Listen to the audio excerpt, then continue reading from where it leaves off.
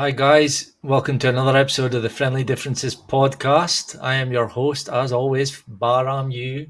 And beside me, we have, Solid Blue Sister. yep. And we've just recorded our long awaited show on abortion after the Roe v. Wade was overturned.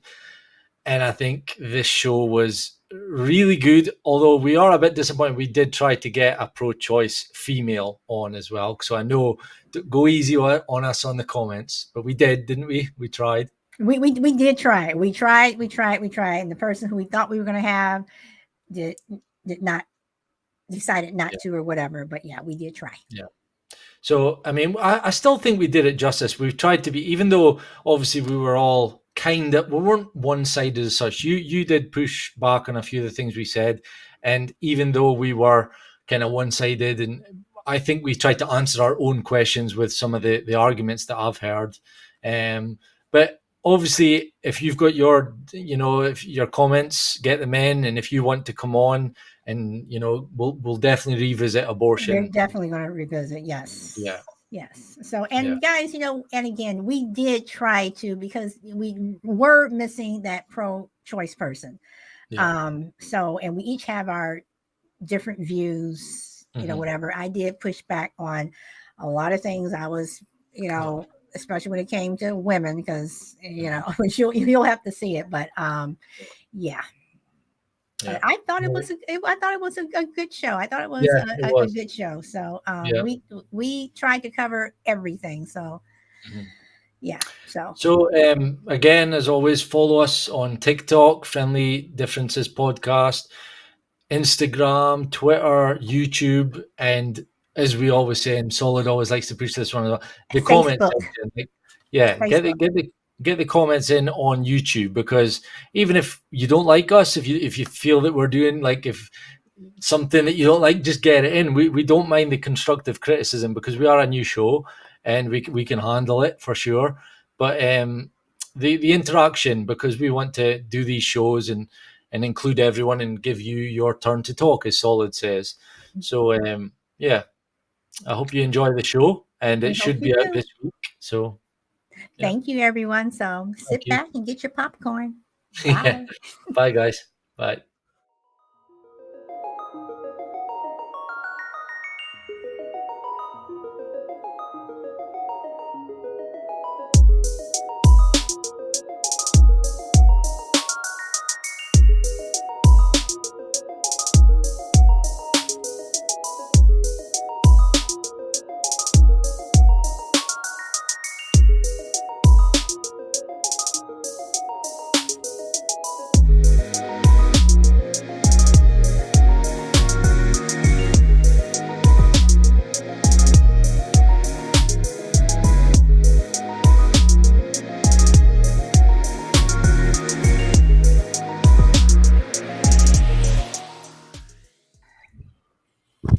So, how are you, guys?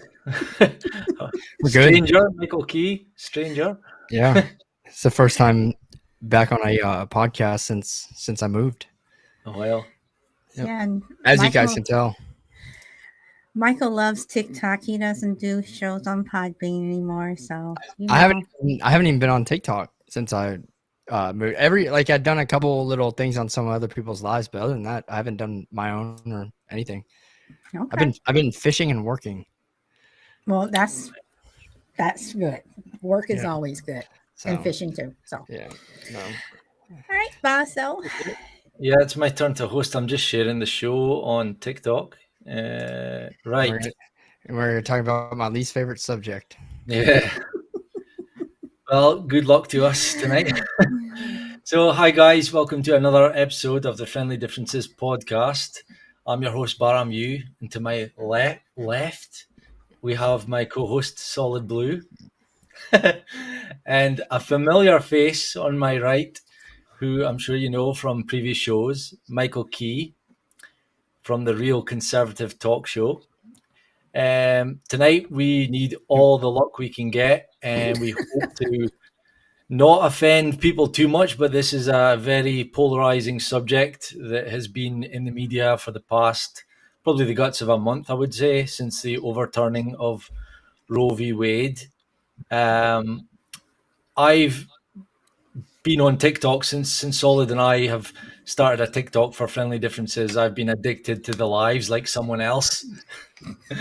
And a lot of these TikTok live debate shows are people sat there with their like a screenshot of their notes, and it'll be like debate me on communism, abortion, all this kind of stuff. So as much as I'm not confident, although I have dipped my toes in the water, I'm not a debater because I don't know enough. I don't feel like I'm comfortable enough to debate. What? No, Mister, I love to debate. What? No, but I'll debate on things that I know I can debate on. I won't be foolish enough to jump in to a subject that I don't know enough on. So what I'll do is I'll jump in and I'll ask the questions and I'll push back based on the knowledge that I have. That's all I do. So, but it's well known that Michael Key has been on a lot of these debate shows, and we've asked him to come and join us for this show, because I believe he is very well versed in the abortion argument. And it's unfortunate that we have not been able to get a pro-choice person to come on the show. We will revisit this episode further down the line once we can get one. And it wasn't for lack of trying. We put out a shout out. We actually did have a pro-choice female that I had been very impressed with, I'll have you know, on the TikTok debates. She's like the sidekick. She always calls in on her friend's show, and she was just amazing. Who is it? It was there's a girl called Mac. It's Mackenzie, but her name on TikTok is Makho something, and her friend is called Ava, but our username is usually like avocado, and she like knew her shit, and I was really impressed. So I reached out, I called in, and they were more than happy to come on, but they've not been able to get back to us for whatever reason. So unfortunately, we don't have that. Solid Blue and I'll let Solid Blue speak for herself, but there's no. I'll start off with I'll start off with Solid Blue. You can give your opening statement after you want to say whatever you want to say, but you'll soon see there's not a strong. For me, it's not a strong pro-life stance. So hopefully we can provide some context on it, and maybe in my notes I've given a bit more of education stuff, like I'm going to enlighten people on the contraceptive things, because it certainly enlightened me, that's for sure. So I'll pass over to Solid, and we'll see how we go tonight. But you guys in the comment section, we're looking for your pushback, your questions, and again, as always, we'll open up the lines in the last 10-15 minutes of the show if you want to call in. So Solid, what you saying today? How are you? I am fine. I am basically going to sit back and listen, because I am very much against the Roe v. Wade ruling. Not for what people think. It's not because people cannot get abortions anymore. So I'm just going to sit back and see what you guys have to say, and then I'll even though I say I'm not saying anything, I know I'm gonna run my mouth. but I'll just wait and see what you and Michael have to say, and what anyone in the what do you call it, in the chat says. Scooter, he says Scotland is pro-life. So I don't know. So I'll pass it over to Mr. Key, or the Keister, as Scooter calls him. I think the better conversation is why you don't support the Roe v. Wade overturn. Well, first of all, you don't know what my conversation is. I don't. I don't. That's why I think it'd be the better discussion. Well, let me hear what you guys have to say, and then I'll throw in my little 2 cents or $1.40. So, I mean, like I've been telling people, and I think you were listening, Lisa, to the TikTok that time when I talked about abortion. Abortion isn't something I talk about on my show a lot at all. I think I've debated like twice, because, and it's honestly gotten to the point, especially on TikTok, where they talk about it so much, it's almost to the point where it's like, all right, I just don't freaking care what people do anymore. I have my opinion, but it's like, to me, it's one of those things I feel strongly about, but it's not going to change anyone's minds, and I think that a lot of people I hate hearing the philosophical part of it, right? When they start talking about these different theories, like evictionist theory or whatever it is, and these other theories you hear about on TikTok, and they start debating the philosophy behind it and making it a lot more complicated than what it is. To me, I just, that kind of turns me off on the subject. But my stance is pretty simple. My stance is, you assume the risk. You know what happens when you have sex. Okay. The purpose of having sex, and I know we don't always have sex for the purpose of procreating. I mean, stupid to say we did, but the act of sex is what creates a child. That's the only thing that creates a child. You can say, oh, well, you do it in a lab, whatever. Every single time, okay, especially every single case when it comes to abortion. When I say abortion, I'm talking about voluntary abortion. 100% of the time, the child was created by the act of sex. Because if someone was going to have it artificially inseminated and pay the money to do so, they're not looking to have an abortion. So that whole argument that people have about that is out. It's irrelevant. And I think that when you assume that risk, whatever that risk may be, we do things in our life to reduce risk. I wear a seatbelt in my car. That doesn't mean that I'm not going to be killed if I get hit in a head-on collision, right? People think, well, you're not consenting to a car accident when you go drive your car. Well, no, but I am consenting to the risk that I could get in a car accident. And assuming that risk is a big thing, right?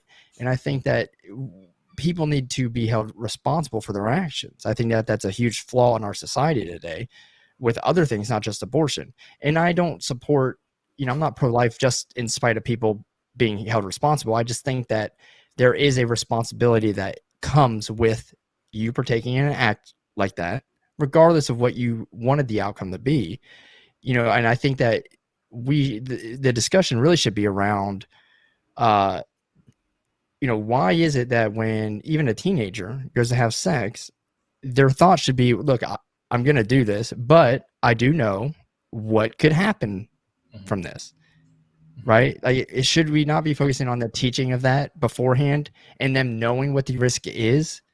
I'm not saying it's going to change them doing it, because I still did it, right? But I will say every time I did do it, not one time did I ever think I was free from the consequences of what could happen. In fact, I always found myself worrying about what could happen afterwards. Quite often, actually, it happens. Oh, damn, did I do this? Did I mess up here? Like, because you're aware, everyone's aware of the consequences when they go to have sex. I'm sorry, they are. If you're having sex, then you know what sex does. And, you wear a contraceptive, you can take birth control, and that reduces the risk, but it's still a risk. And I think that people think that we can have the freedom of choice without the freedom of consequence. Or not the freedom of consequence, but the responsibility of the consequence, right? You can't have freedom of choice in a free society, but not hold people responsible for their actions, because that's a big part of upholding a free society, in my opinion. And so that's just, kind of my stance on. And I think that you are involving another human being at that point, and it's not that child's fault that, so. Do you want to interject on any of that, Solid? Well, I mean, I will say this. A lot of, and I did not want to go down this road, but I know I'm going to have to go down this road. A lot of men say, and since this whole Roe versus Wade and abortion, whatever, I've heard a lot of men say that we should have a voice. We should be able to do this. They don't like the whole, not all, but some, I'm saying some, don't like the my body, my choice thing. Okay. But at the same time, it's like, yes, when you have sex, you run the risks of creating another life, but there's two people in that room. I agree. So, and it's usually the woman with a lot of things that gets this penalty. It's your fault. You should have known. You should have, if the two of you all are in that room, you should have known. Who's saying that? Who's saying that? I've heard a lot of people who have made comments. I'm I'm not going to know, argue so with that. yes, because people do say it, that it is the woman's fault. I don't know.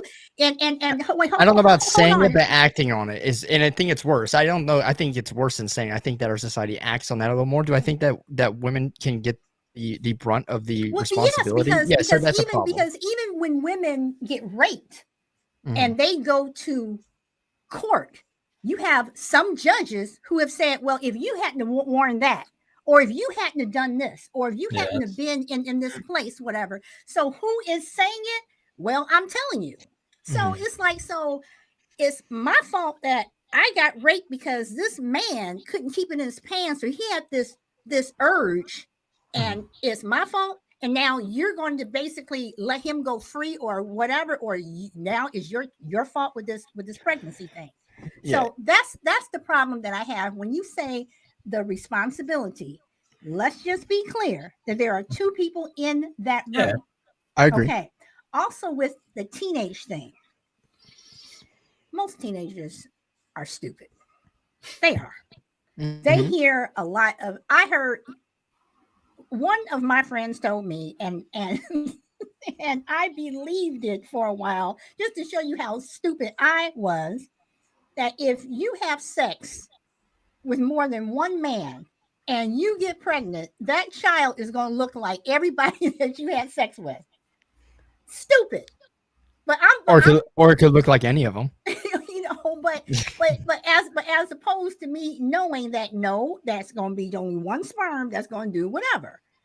So when and this is where I say, and Bob, I'm gonna go back to our conversation when you wanted to have this perfect child, that when you are a teenager or whatever, and you're around people who are telling you things, a lot of teenagers really do not think that if I have sex just one time and it's my first time, nothing's going to happen. That's what they think. So to tell a teenager, well, you should know better, a lot of them don't, because they really, really don't. Yeah. So a lot of it, that point you've just made there ties into what Michael was saying about responsibility. That it's the responsibility of the parents if they're a teenager, or the school to a certain degree, although you never heard me say that, right? Because it's the government getting involved in things that I think it's the parents' job to teach their kids about sexual education and all that, and their responsibilities and what can happen, the consequences. But that, to me, that's not an excuse, because if you then produce a child and then decide to, there's an argument for, is it murder or whatever, you should have to, a lot of these, for example, the facts and figures that I saw, and again, I could be wrong, you might get your figures elsewhere, but the ones I saw was, since Roe v. Wade in 1973, now the low number I saw was 50 million abortions and the high number was 63. So let's take the low number. It's 50 years ago, pretty much exactly 50 years ago. So that's 1 million abortions per year. So the statement that I always start off when I enter into this conversation is that if I was to become a president or a prime minister or whatever, or leader of a country, I couldn't ban it, because I do believe that if you're raped or incest, or if your life's in danger, if early enough, it's possibly, I wouldn't say it's a tricky, what word would you insert here, but is it okay to kill the child? Like, I don't know what word you would use there, but that's why I wouldn't. But what I would do is I would make it the very last option for both parties, not as in we're taking away the option, but we're making it the last resort, i.e. making it making like prevention, contraceptives, make it freer or cheaper or widely known about it, because this is the bit I was going to get onto. I found out tonight, this is a bit that blew my mind, that there are 18 forms of contraceptive. Did you know that? I knew there was a lot. I knew there was a lot. Yeah, I didn't know there were 18. I knew there was a lot. And this looking into these 18 forms of contraceptive blew my mind, and it made me go stronger on removing abortion. Maybe not again. I wouldn't take it away completely, because there are instances.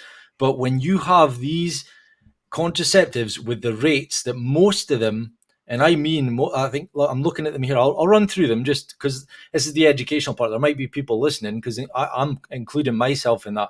I didn't know about half of these. So you've got the cap, which is 92 to 96% effective. The combined pill, which is over 99%. Condoms, 98% if used correctly. We'll add that in. Implant, over 99%. Injection. Okay, when you say implant, are you talking about IUD? Well, no, because I get further down and there's IUD and IUS. Okay.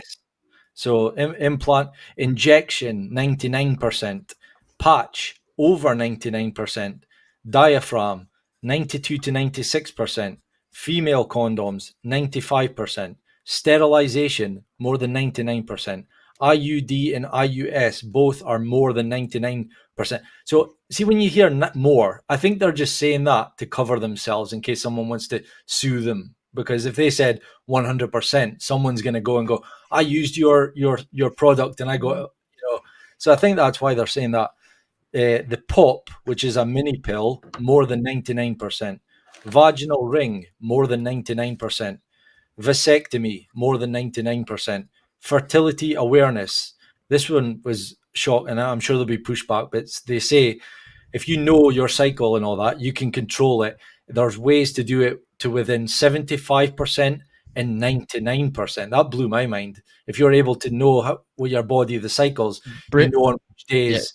Yeah. I don't know if she'll like me saying this, but I know Britt knows hers like within a day or two. Like it's very, I mean, she takes a pill, but I know that women can track it. If they're on medicine, I don't know about it. Some of them can. She can. Okay. Well, again, so and then I'm just saying, if she can, I think that's great. But I want to come to that cycle thing. Go ahead, Bob. And then sorry, one last one.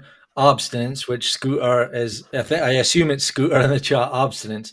So when I reading this and I'm learning this, and I mean it was literally a half an hour of just skimming through and all that. Scooter, the only thing abstinence is 100% of is not an option. Okay. No, I'm kidding.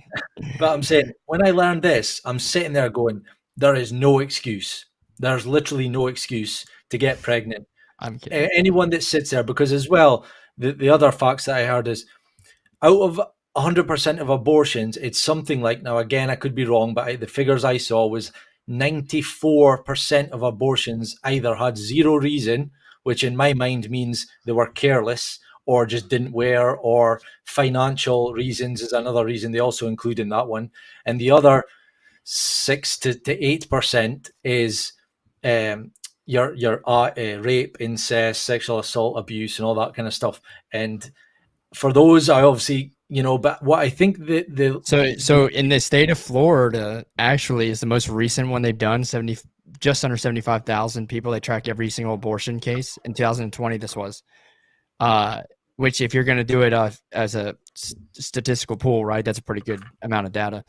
95.3%, I think it was basically when you say no reason. Then they had a small percentage. They looked at, well, how many people did it for education related causes, and it was like 2 or 3%. And then it was just over a 1% was for rape and incest, and then under 1% was for the woman's health was in danger. Yeah. So, I mean, again, I've got to reiterate, there is no reason that you cannot, there's no woman out there that can tell me, if I don't want to get pregnant, you can make that happen. Like they're saying that, oh, there's accidents, things can happen. Yes, there is. But if you have to take 2 of these, do what the woman could do is wear the cap or do the combined pill or whatever, and make the man wear a condom, you're over 170%, so there's no excuse. And again, back to what Michael was saying, and that was my underlying message, is individual responsibility, which always and I always say that. Yes, I do, but I'm laughing mostly because most of these are stuff that women have to take. It doesn't matter. It doesn't matter. Hold on. I'm just saying, most of the stuff is like women have to take. Can there be something that a man takes a pill? Yeah. A man, gets an injection. Why is that an argument? No, let's. No, what I'm saying is it appears that the burden a lot of I agree. times I agree. falls upon women. That Yeah. is what I am saying. And a lot of the stuff that you ran down is mostly what women take. So if a woman chose not to and said, I don't want to take the pill because of this, I don't want to take the IUD, and a lot of women, they stop doing that because it would get stuck and it caused problems, So- whatever. So I'm just saying that a lot of the things that are made in terms of babies and stuff like that Mhm. is stuff that the woman is usually supposed to take. Well- I said usually, boss. So stop shaking your Yeah, head so- because I said Let's look usually. at why. Let's look at why. So let's be real though, okay? Because I know you went through all the contraceptions and there's a lot of things, but look, I didn't even know half of those. Okay, there's only 2 that are really commonly used. Well, maybe 3, right? I But knew let's say most of 2, right? A condom is probably the most common. Then you have birth control pills, and then the IUDs. I don't, I think I met a couple girls that have had those, but Hold on, in Michael. reality, go The ahead. most commonly used one is a one that a man has to wear. Yeah, it is. It's common. Oh, okay, Yeah. just checking. And by the way, 98% effective. Okay, I know. Okay, so the COVID vaccine was supposed to be 95%. I know a hell of a lot of people. Everyone in my family got COVID after getting vaccine, including myself. I don't know anyone that's I've gotten never pregnant. had COVID, and after nobody in using my a condom. family has ever had COVID. I know, but I'm just saying. But if I'm looking at it from I'm boosted and vax. from an anecdotal, so is Biden. I'm looking at it from an anecdotal standpoint here, but I don't know anyone that's gotten pregnant after using a condom correctly. So After what? using a condom correctly. So I'm just saying that correct. the 98% holds true. I'm not saying it doesn't happen. The 98% seems to hold true with that effectiveness. I'd say maybe in a little more if you actually did it right, because I'm sure you could probably go and find where someone did something wrong or wasn't paying attention to something on the other 2%. I don't know. But if we're going to be real, let's just look at the ones that are most commonly used and most accessible too. Mhm. But I think that condom use is a huge responsibility on both ends between the man and the woman, making sure that one party has a condom. I think right there, that's easy. They're cheap. It's $1 a unit usually. I looked up the cost of this. The other thing is, why is it that contraceptives are geared more towards women? Well, what does like birth control pill do? It doesn't take sterilization away from the woman, right? It does something with the egg, but it doesn't make her any less sterile. But if you did something for a man, like he's going to take a pill, it would have to involve him becoming less sterile. Or if he goes and gets a vasectomy, I have to disagree with that, because you do have some women who cannot take the pill, for whatever medical reasons. For the injections, usually you can only get them no more than 3 times per year, because what is in them. So I think it's funny, and I want to be very clear. I think abortion is wrong. I think it's wrong to kill a baby because it is not their fault. So I want to make that very clear. But at the same time, just looking at this whole thing with women, I think it's funny that people are saying, well, you can get an injection, but you don't want to take COVID. So I mean,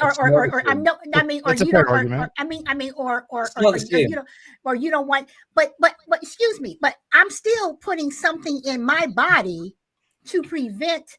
Hold on, Bob. No, but regardless, it is an injection that it's like, okay, well, what is nobody's forcing you to?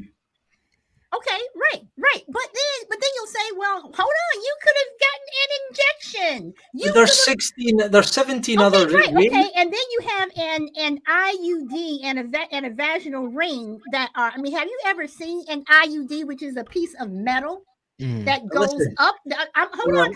I'm just saying that all these things, Bob, that you're saying that there's these different choices, but there's also things that can, not all the time, but could be an adverse effect to. But that's why I wanted to focus on. So. That's why I wanted to focus on what I think is the most realistic, right? Because I'll be honest, I wouldn't want to freaking. What is the one they put in your arm and shit? I wouldn't want that, right? Yeah. It just, yeah.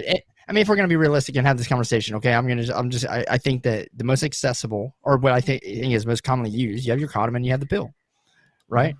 But it starts. Why not just wear condoms? Why are we not advocating to wear condoms? Why is that not in any pro-choice argument? Okay, let me let me ask this. So I think that put on a condom. First thing you say here, if he doesn't have one, here, put it on. But you have some, especially the younger boys, when you want to talk about, that the young and stupid ones. I'm not wearing that. I don't like the way it feels. I know, whatever. You have some young boys that feel that way. So I'll actually, let's be real. Have some young girls. Let's be real. Like, the young boys, the young men don't care at all. They do not care. Maybe I think, especially inexperienced ones, don't care. Now, more experienced ones, that's when it starts getting, downhill. But it's kind of like, here's the thing. If you always wore a condom, you don't know what it's like not wearing one. So you're not going to say nothing, right? And vice versa. Now, if you start off not wearing one, you don't want to wear it. So again, if you're sitting around having a beer with your friends, and, men talk just like women talk. I don't know how many times I've had conversations with some of my girlfriends, whatever. And, you're going, oh, well, I'm not wearing that. If I have to be able to do this. I mean, that's what men do. And then on the same time, women are doing the same thing. So, I know, but why are we using that as an argument though? These people need to be taught a lesson, basically. I know it's harsh, but why are we and that goes for both, for the men that are sat there, and I've heard them as well. I don't wear them. They're boring. They make it's and those are the people that are stupid. Those are the people those are the people that do run the risk. So that I'm just saying that for all of these things that you can use, there's also I'm just saying, for all of the pills and everything, there is still a risk to it. Could do something to you. It can do this, it can do that. Everybody cannot take the pill. Everybody doesn't want to get an injection, doesn't want to get something stuck up them, whatever. I mean, so if people out there that have to yes. There's literally people out there that can't take certain types of food or else it'll ruin their night. My wife's one of them, like the lactose intolerant stuff. That's an example of, like, my wife has to take tablets before she even has like a pastry because there might be milk in it, or like fish and chips, there might be milk in the batter. That blew my mind. And if she doesn't, the responsibility is on her to take the pill because there might be milk in the batter. If she doesn't, it might ruin her night. And that's the whole point of this. There's individual responsibility. And I'm sorry. And I'm not saying that there isn't, but I'm just saying that for some of the things that you're mentioning, that there's also an adverse effect. So why can't it just be that? Here's the thing, though. Nobody has sex. When it comes to this conversation and this topic, we're not talking about a two-way trade-off here. We're talking about a three-way trade-off. Yes, and two of the options involve one, not getting pregnant, or probably not getting pregnant. But we're going to result and think that it's okay to do the one and focus on, oh my God, I can't believe we banned, an abortion because we chose the one option that was likely going to get us in that situation in the first place, when we had two other options, and one of those options involved still partaking in the activity. So it wasn't like you were going to miss out. So that's another problem, And so I think it starts why I get so pissed off when I see that we're not going to have a conversation about this stuff beforehand, about teaching, okay, hey, why don't you have why are kids thinking like, okay, well, there is a risk to this. I can go wear a condom. I can go do this. Like, hell, wear a condom, protects you from other shit. There's not pregnancy isn't the only problem with having sex, right? Look at all the STIs you can get. So a condom is probably the best preventative to all of those. So you can take the pill all you want, and if you're not wearing a condom, you still get sexual transmitted disease. That's true. So there's so many benefits from other options that we need to focus on, but no one in the pro-choice, especially on TikTok, I'm not saying anyone here, but the pro-choicers on TikTok, none of them want to focus on, well, how can we make condoms readily available? And I brought up my solution, and people think I'm fucking crazy for this, but I think it would work. And that's just give tax deductions for the purchase of condoms. You solve all of it. With Planned Parenthood, and I'm not a fan of Planned Parenthood. I'm definitely not a fan of Margaret Sanger. They were giving out free condoms. And there was a time when people, the pro-life people, they didn't. Why are we spending our tax dollars doing this? Well, they were giving out free condoms. I'm like, so if you can send out a free COVID test kit, how come you can't send out some free condoms? I don't believe it needs to be free. It doesn't need to be free. It needs to be tax deductible, and free are different. Well, okay, but I'm just saying that if you can do one, then you can do the other. And the whole thing with me, and one reason.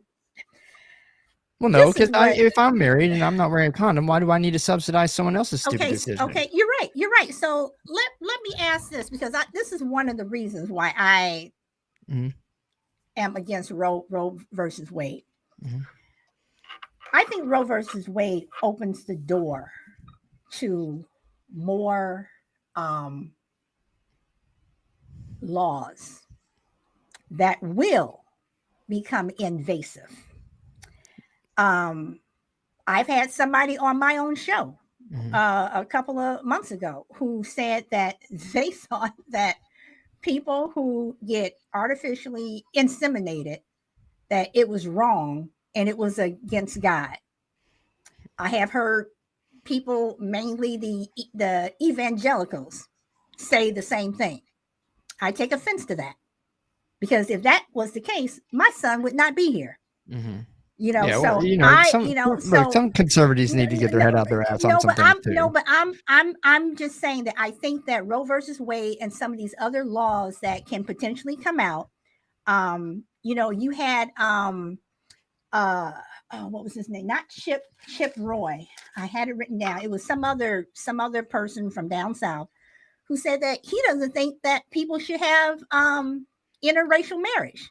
If that's the case, you have a lot of people who would not be married, including Clarence Thomas, and including a lot of other people who marry outside of their race. Mm-hmm. They are talking about how you can get should birth control, should it be something that, okay, you go to your doctor, but then your doctor's going to fill out a form.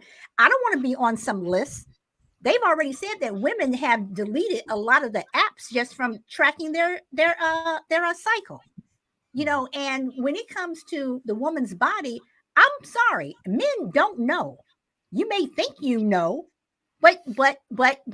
you don't. You have a lot of. Okay, let me start there though. So why would they do that? Why would they stop doing what they were doing before? I'm not saying that they should have been doing that on their phone, but why would they? Because of the privacy thing? Yeah. What does Roe v. Wade have to do with privacy? Well, that's the whole thing. That's what they're worried about. Is there wrongfully worried about? Well, Mike, you can't say that yet, because Roe versus Wade just started or just overturned. So you don't know what laws are in the pipeline.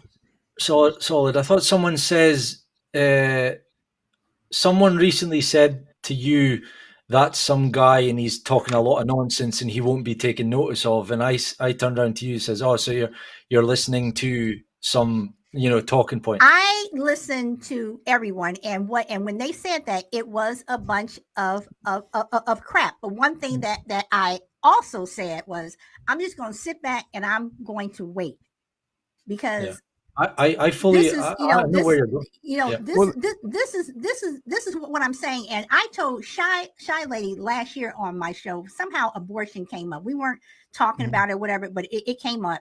And she was 100% against it, and Roe versus Wade, whatever. And we ended up talking after the show, and I said, you wait and see. I said, don't be on such a hurry to have Roe overturned. I understand what you're saying, because I think abortion is wrong, but don't let them do that. And then it's going to be another law for this, another law for this, and that is what's going to happen. So great. Then you shouldn't be in favor of any gun law either, then, right? Because that's going to be the same consequence. Absolutely. Well, so then our entire argument prior that we had on another show about gun laws and stuff like that, right? then you would actually be siding with me and what I say about having no government regulation on buying firearms, because once they make one law, they go down a downward spiral, Yes, make more and more and more and more. And what was my main thing on that? I just said that crazy people shouldn't have guns. You know, that if, I know. if you're crazy people should not have guns. But I have guns. You know, so I mean, and I think that everyone should be able to have them, you know, whatever. But I'm just saying that if you're crazy, you shouldn't have them. The difference, though, is that Roe v. Wade had nothing to do with a constitutional right at all. You know, and I know that's a whole different argument, but if we really think about it, right, the reason why it was overturned was because it supposedly lacked constitutionality. Okay, and it never had anything to do with the Constitution to begin with. Now, you can have that debate. Obviously, a debate was had because that was the whole reason the Supreme Court ruled on it in the first place. But, okay, when you actually look at it, first of all, when they talk about HIPAA came out like 20 years later. All right? HIPAA's not going anywhere. HIPAA's not. I'm telling you, I work in the insurance industry, okay? HIPAA is not going anywhere. Politicians will use that as the talking point, but they're wrong. They're not going to take privacy laws because our right to privacy is a right. All right? And it's a protected right under the Constitution. That's not going anywhere. Roe v. Wade did not take away any right. It didn't take away rights at all. And I understand that. I'm just saying that somewhere down the road, there's going to be somebody who's going to try to push this and push this or push that. That is all I'm saying. And I would rather it be pushed at the state level and not the federal level, because if it's pushed at the federal level, the federal government has more power than the state governments. Okay, just like just hear me out. If California does their gun deal like Gavin Newsom just signed off on, let's just say it's deemed constitutional, which I doubt it will be, but it gets passed. Well, that affects California. It doesn't affect me here in Florida, thankfully, right? Which means that at least my right, and what I feel is my right, I can still at least go to a state where I want that right, or I'm in a state and my right hasn't been violated. And the people in California can continue to vote on how they want their guns to be legislated, and that is fine, just like abortion. Okay, and I'm okay with that because, you know, they're a strong Democrat and they're going to think a certain way. And if they start feeling differently, they'll vote accordingly, whatever. And they'll do it based off a popular vote too, by the way. But if the federal government does it, it screws everybody. All right. And there's less representation because it's not done on a popular vote as far as that type of legislation, right? And that's why, first of all, a weaker federal government, obviously a government is gaining strength at the state level, but you have more say at the state level. You have less people as population-wise, and you have more of a popular voting system. And so, but you will also have people who, to me, it has been shown that you have people who are also at the state level who have an agenda to do certain things, and you have this group of people, you know, who will put it like this, Michael. Whether state or federal, to me, it's just messed up. It is just messed up. And I am like you at this point. I'm getting to the point where I don't care what people do, but I know that sooner or later there's going to be a law out there that's going to affect me. Yeah. So, and that's where. Go ahead. So I'm all on board with what you're saying, and I do believe there is an agenda with this, because as I was saying to you yesterday, Solid, to me, the government banning something that pulls in a huge amount of money is a crazy thing to do for the government. So there has to be an alternative agenda, because isn't it $700 per abortion in America? Is that roughly the cost? Yeah, it's like $700 to $1,200. I thought it was $1,000, but I guess it is. It's like $700 to $1,200, depends on where you're at. Let's say it's $700. So that's like $7 million that Planned Parenthood or whoever it is getting. That's a lot of tax money for the government to just say, we don't want it anymore. So that's how you've got to think. That's how I think. I think, well, what's the plan? And again, this is just me thinking in my theory, and I've been thinking this for at least a year. When wasn't it Alabama or Georgia that banned abortion last year? There was a state they put laws into place. They couldn't ban it. I think it was Georgia. Yeah. Yet a lot of states have put legislation in place that tried. Yeah, go ahead. Sorry. When that happened, I had people reaching out to me saying, this is, you know, posting on their social media, this is against women's rights and all that stuff. And I was like, look, I fully believe that what's happening now is you have your AOCs talking about it's selfish to have children, and the climate change stuff, you're selfish because bringing more people into the world, there's too much people. And what's happened now because of Roe v. Wade, you're seeing a big push for sterilization, vasectomies, and all that kind of stuff. And also, it plans into, I'm sure you've all seen the congressman talking to, I don't know who it was a woman, she was black, and she was referring to people with the capacity to carry.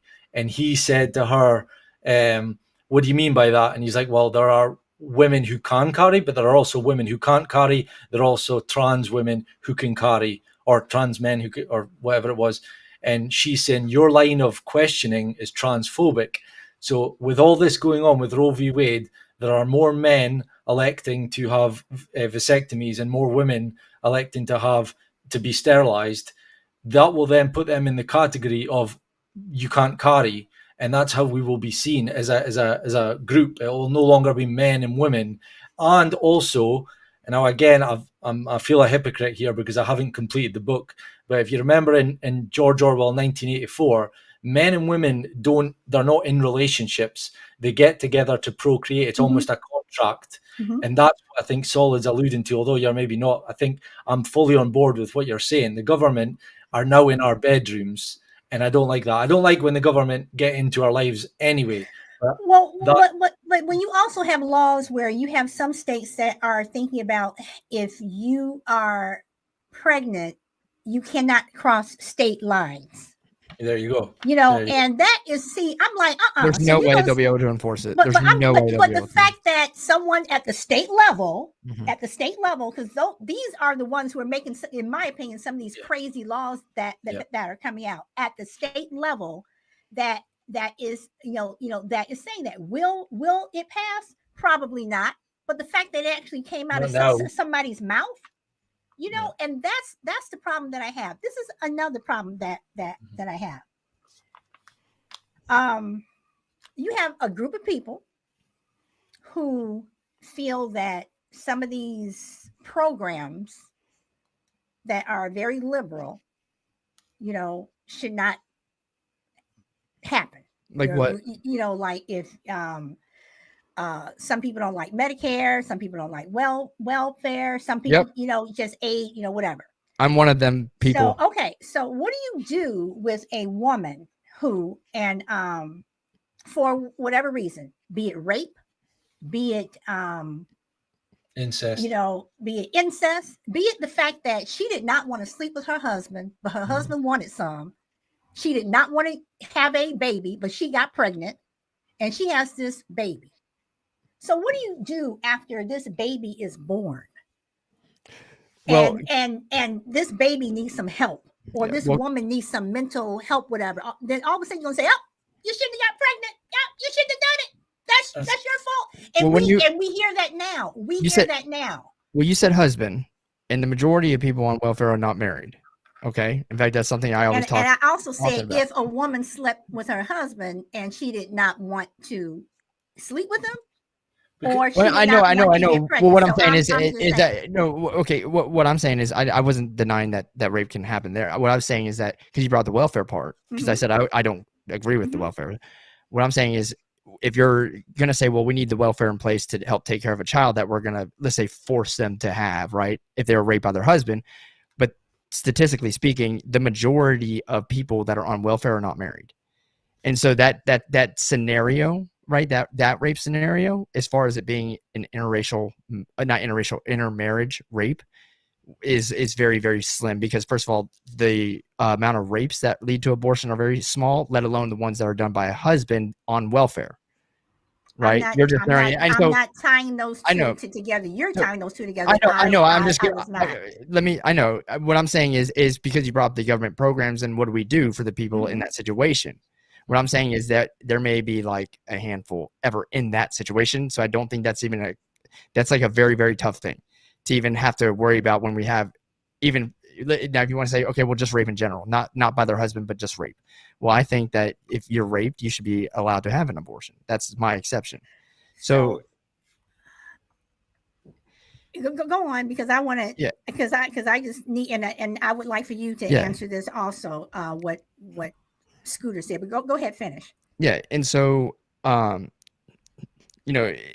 it's still a very small amount, but welfare okay, there are so many studies about this that I've read personally that are out there, has actually disincentivized marriage and has actually done more to communities, especially these communities that are poverty stricken, okay, to keep them in that situation than any other programs that have ever existed. These liberal programs have done more harm than they have good. The road to hell is paved with good intentions, okay?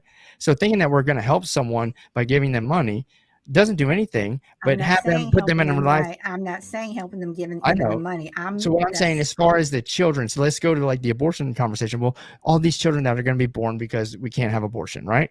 Well, I think that if we are focusing on things like people actually working, okay, and being married and stuff like that, a lot of the abortion stuff would be cut out.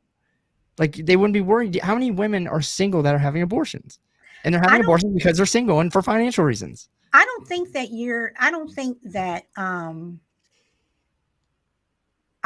that abortion.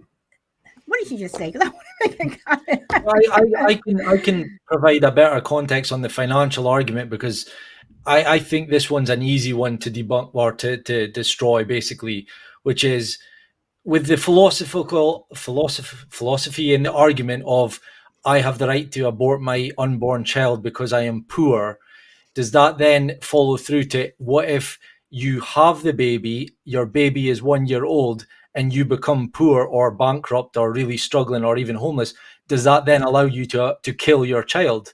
Because no, and I'm you know, I'm gonna have to play devil's advocate on this, because I can say the same thing, that just because you have money doesn't mean that you necessarily want that child either. Oh yeah. No, but I'm saying the argument, like there's a couple at least, and I will remember the second one, that I believe that the pro-choice people will use to greenlight abortion, like the rape and the incest, like Beans and Weenies putting there 0.1% of pregnancy occur for traumatic rape. I fully believe that. Again, because my stance is that I couldn't ban abortion. I would find it really hard to do that with that, but it is a small percentage. That's not saying that it doesn't happen, but to use those figures to push for widely accepted abortion on the 90 odd percent that say we're poor, we couldn't, or I'm single, or I just forgot to wear protection, or didn't want to, like that, to me that's green lighting, and that's, I'm not for that. Let me ask you this. Why can you give me any reason? And I'm not saying you agree with it, Lisa. I'm curious to see if anyone can give me a reason. What would be a good reason that lack of finances should be a justified reason for an abortion? Why? I know you didn't say that. No, you didn't. And I don't think that. I guess I'm kind of asking, like, just as a general question, right? I don't think and I hate for people to say lack of financing, because you are stereotyping. I do not like that. I'm just saying that right now. I do not stereotyping though. What am I stereotyping? Wait, hold on. But I'm just saying, it just seems like automatically assume. I don't care if you have $1 billion. I don't care if you have $1. Finances should never be a reason for wanting to get. We're on the same page. What I'm saying is that that's a huge and there is no. I mean, there is no reason. There's none. I wasn't trying to put you on the spot. What I was saying though is that is a huge argument for the pro-choice, right? Well, you don't support welfare, but you want these children to be born into these homes because statistically speaking, most of the people that are having abortions are single mothers that are of low income households, right? And so, there's like, well, you don't want to do anything to help the child. You want free healthcare. You want all this shit. No, I don't. First of all, and I don't think being poor. I'm just saying that that you tend to have people after children are born, and let's take the mother out of the situation. Let's say the child needs some help, whatever. They may need help with social, whatever. They may need that help. And again, the child did not ask to be born. The person that's getting screwed is the kid. So what happens if they need help? And I also would like to know from Scooter, what is a traumatic rape? because I don't even like that word. And that word was created by a man. What the hell is a traumatic rape? Because rape is rape. If you say no and they whatever, that is rape. What is a traumatic rape? If you get beat up, I can maybe add. I can maybe answer for him if he's not there.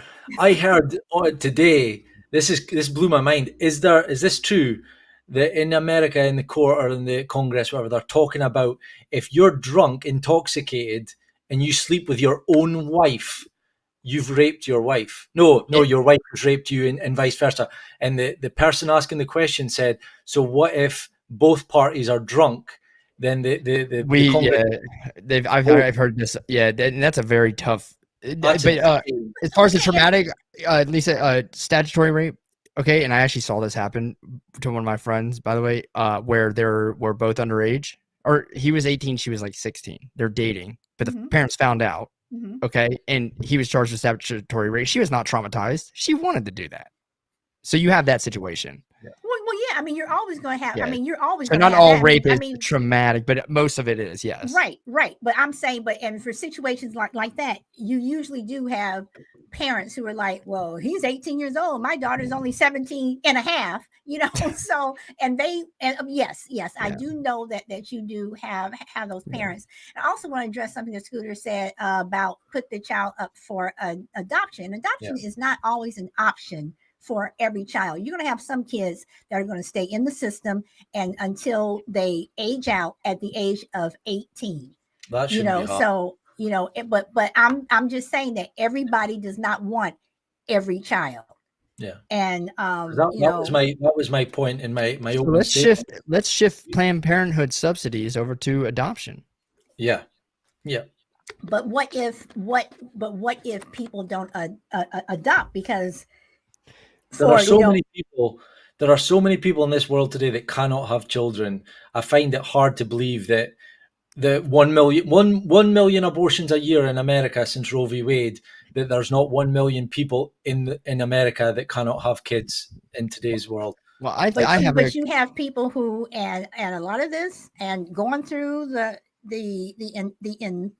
insemination thing, and the length that we went through this. And I will say this: Black people do not adopt the way that they should. But when we were going through this thing, and I was like, well, do you just want to adopt? Most men and going to some of the support groups and all this other stuff that we had to go through. Yeah. The majority of men in that room said, I want my own. And that's fine. I think that what's wrong with that? I'm just saying there's nothing wrong with that. I'm saying as opposed to adopting when you have these kids out there. So adoption is not always an option. It's not. Well, look, Beans and Weenie has said that no, but there are millions of people that want children, but the bureaucracy prevents it. There you go. That's it. Yeah. The government. When the government's involved, we have fucked up problems. Okay. Yep. Well, that's why everything's messed up. That's why everything is messed up now. So, my whole thing is just with Roe versus Wade. My main thing is I just am concerned about any of the laws that come out. That's my main. That is the main reason why I'm against Roe versus Wade. But again, if you get pregnant, both of you need to take the responsibility. And if you have a underage child and you're the parent, and your child comes home and says, Mom, I'm pregnant, or Dad, I think I got so-and-so pregnant, whatever, then both of those parents need to get together and figure out what they're going to do. Yeah, I agree. I think, look, both parties, it took two to make one, right? And both parties should be held responsible 100%. 100%. I agree, especially if we're going to go down this route with the Roe v. Wade, right? And while I may disagree with you on Roe v. Wade being overturned, I think that we both can agree from here on out, Lisa, that if you're going to feel that way about, I'm worried about these other laws going in place, then we need to feel that way about every law. Absolutely. And every policy put forward. Absolutely. Because there are some laws that have come out that I'm like, that have affected me. So I'm just saying that I'm just saying that the people that we elect who are in some of these offices are encroaching on my personal rights, and I see that. So, Yeah. Michael, can I ask, in your time on TikTok doing these debates, or even in your research in abortion, did you ever come across anyone with the argument about bodily autonomy? Yeah, and I personally think it's bullshit. Look, I think, and they hate this. People hate debating me on the abortion thing because my stance is so simple. I don't like going in depth, so they always try to go in depth. And I look like you saw at that time, Lisa, right? Like I didn't want to debate that time, and you had those two people. They just kept going in and in, and you kept giving. And see, you do what I do with Ba. It's like, okay, because I knew you were not changing your mind. Yeah. And what you said was very simple, whatever, and they just kept going at it. I was like, these people are just not going to stop. Yeah, they want to go down this whole road, like and look, the bodily autonomy thing. Look, should you have bodily autonomy? Absolutely. Look, I believe in a free market, free enterprise society. Okay, in fact, I wholeheartedly think that should be our number one focus. But okay, I'm not an anarchist. And I think that the government plays a role, but the government's role should be legislating against the ability to inhibit someone else's ability to participate in a free society, right? And if I'm going to consider a fetus a child, which I do, okay, it is going to be a human being. It is a human being. It's DNA of a human being. It's not going to grow into a dog, all right? And there's a third party involved there. It's not just you. And so when that third party is involved, your bodily autonomy per your action and your acceptance of that risk, all right, you are now responsible for that child. It's not the child's fault that it depends on you. And for someone to say, well, that person that is encroaching on your resources once it's born, well, it's someone's resource, has to take care of that child. It can't live on its own. Yeah. It can't support itself. So what, are we just going to allow abortion at, hell, because the other argument is, what is it, like when they can start retaining things, like when they're conscious of things going on. Well, it's like around 2 years old, I think, is when they start having memory and stuff like that. It's like, okay, well, we're going to give people the fucking 2-year trial run on children? Oh, I don't like the child at 1.5. Let's just cap them and be gone with it. Unfortunately, you have some people who have adopted children and have taken them back. Or have returned them like you're returning a dog. It is. So let me ask this, because I want to get into I just wanted to touch on that before you move. Are you moving on? Or are you still talking about bodily autonomy? Well, I'm gonna talk about that because I want to talk about men and their I have a right part. So anyway, go ahead. No, it was just to finish up with the bodily autonomy argument. It was that girl that I was very impressed with. She knew her stuff. She was citing, past name versus someone, like Roe v. Wade. There was another one, and then so I asked a few questions that kind of contradicted bodily autonomy, and she was very, she stayed true to her belief, and I said, look, I respect that, because the obvious one is, if you believe in bodily autonomy with abortion, how did you feel about the COVID the shot?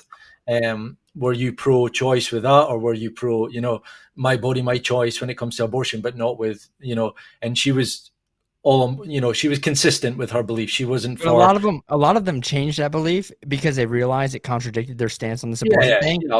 And so if you go back far enough, I'm sure you'll find a lot of them, maybe not her, but a lot of them that were pushing the vaccine deal, right? And all that, because I see it actually on TikTok quite a bit. It's like, take the vaccine or do this. And they can argue sometimes for it or against it. Me, I see it as, well, one's far less effective for one, right? And the other one, you can completely avoid. Like, you can't avoid getting COVID. You can get lucky. Like, and I know Lisa hadn't had it, and neither has anyone in her family. She's taking the vaccine. It's worked for her. It didn't work for Biden. It didn't work for a lot of people. It didn't work for me, right? It is what it is. But it wasn't. But it wasn't supposed to prevent you from getting it. It was supposed to so that you don't get, if you do get COVID, you don't get it as bad. So, but it's a whole different conversation. But regardless, it's still the autonomy part. I should be able to decide if I take a vaccine or not, right? You should.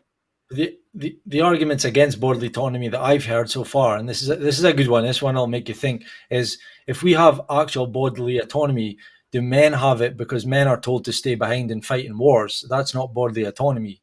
So there are instances that also we're not allowed to just take drugs. They're illegal. The government say we can't, put things in our body. So we don't actually have bodily autonomy with That's everything. a good point. That's a So good point. that argument, and we can't take our bodies and go kill someone, or we can't take our bodies and steal. Like there's. Well, I'll give you a bigger one that happens often: suicide. If someone saw you about to commit suicide, what would they do? They would arrest you and take you somewhere to prevent you from doing it. Correct? They wouldn't allow you to do it. I'm not saying it's right or wrong, but if we truly have bodily autonomy, and if you go and listen to Milton Friedman, he has a section on this. If it's my friend and I see him trying to commit suicide, I'm going to try and persuade you 100%, do anything I can to keep you from doing it. But at the same time, who am I to tell you that you can't? Because it's still your right to do with what you want with your body, and that, as bad as that sounds, it's true. And the bodily autonomy thing, though, like the war, because I've used that argument about, well, I had to put my name down for selective service if they wanted to implement a draft. The day I turned 18, letter in the mail, send it back in. The crazy thing, though, is that people even my age, a lot of them didn't do that. I thought that was a fucking law, but a lot of people had no idea that even existed. People younger than me too, and I think that's a problem. But I don't think that we should have a draft ever in the United States. I don't think we need one, but I don't think it's right. But if you want to gonna argue, well, we make men stay behind and fight for freedom. Well, we're fighting to protect the freedoms that allows the bodily autonomy in the first place. So there has to be a point where it's like, well, if we don't do this, like Ukraine, right? Well, if we don't stay behind here and fight, we're going to have a freaking crazy guy over here in Russia that's going to come over and control the country, and we're going to be in a far worse situation. So their argument there is a little bit flawed, but. Let me ask this. Do you think that men, I'm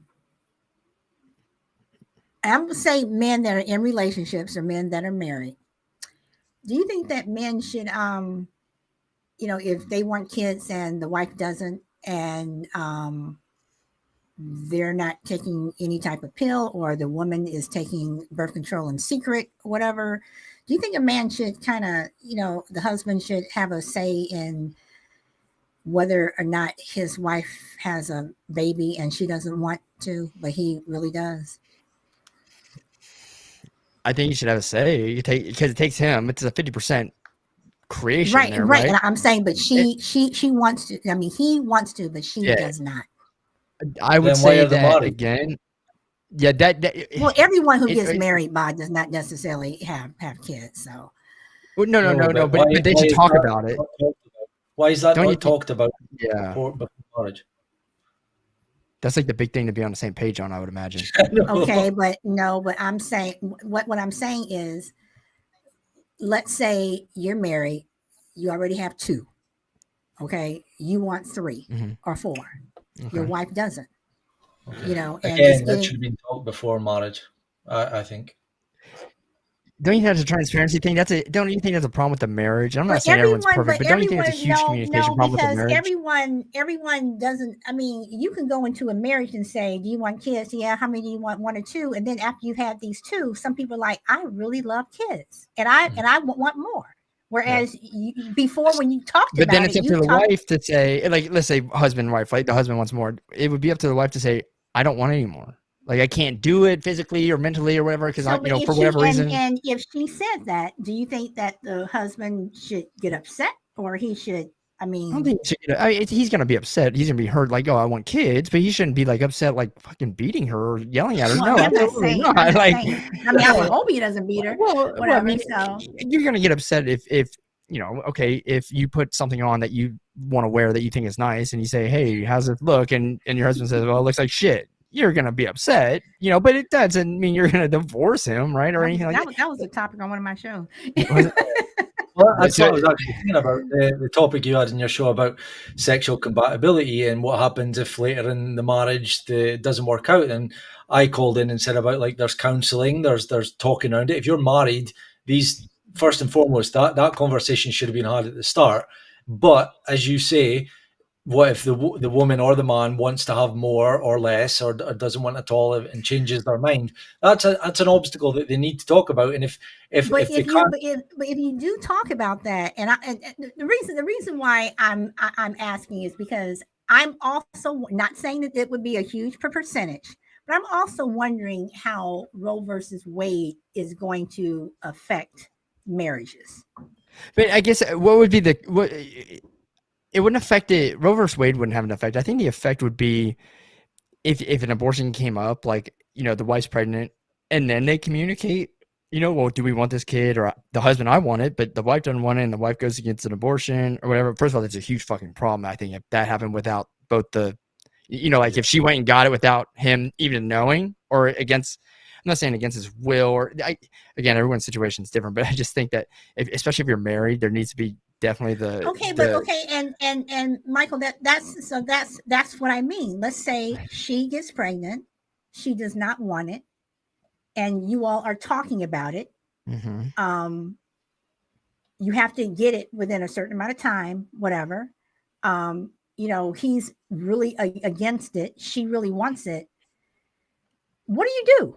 Then he has every right to divorce her or do whatever he wants, and that's up to him. But she's still pregnant. What would I do? I would try to push my beliefs and like, hey, let's have it. And I know it sucks. We made a mistake. Yeah. But we created this child, and whether we wanted it or not, I mean, how many children were accidents in the first place, right? But I think that's a situation that could come up. But don't you think that communication isn't just a one-time thing, and then we communicate once it happens? It needs to be like it has to be an ongoing thing. The reason why I'm asking is because I literally have a friend who has 7 kids. Jesus Christ. The last 5 of them she did not want. Mm-hmm. And she's miserable.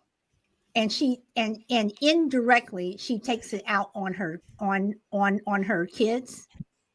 And that's why and the kids kind of know. It's like she favors the first 2 more so, and then the other ones, and we're like, you can't do that. And she's like, I mean, she is literally, we have literally sat here and watched, it's like her husband's like, well, I want kids, and da-da-da-da-da-da-da. And we're like, well, she's my wife, and I mean, you have men that are like that. I know, but at what point during 3, 4, 5, 6, or 7 do you say, look, we need to stop and do something different? Yeah. Well, when you have a asshole of a husband, I'm not saying he's not. I'm not saying he's not. No. I mean, I'm just saying. According to her, that conversation has been had, and according to 2 of her children, mom is in the bedroom screaming and hollering while dad's doing whatever. So that's what I'm saying. That's on her. Is it? How is it on her if he's forcing her? It takes 2. If he wants kids and she doesn't, she can ultimately say, I don't want it and I'm not doing it. I'm not opening my legs, or I'm taking contraceptive. And if you're not fine with that, then go elsewhere or stay with me. We've got enough. Like how unless he's holding a gun to her head and raping her, how is that not on her as well? If it's consensual sex, then it's on her.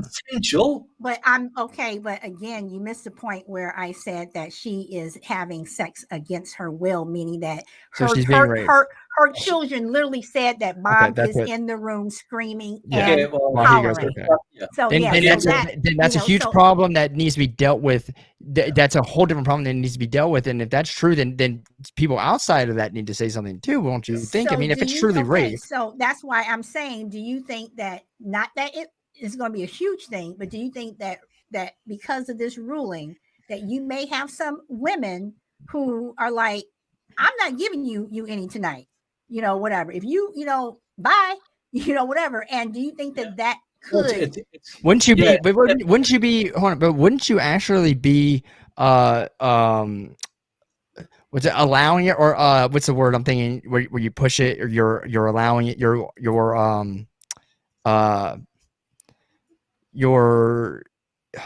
Damn it! Why can I not think of? Where you're like egging it on. You're whatever.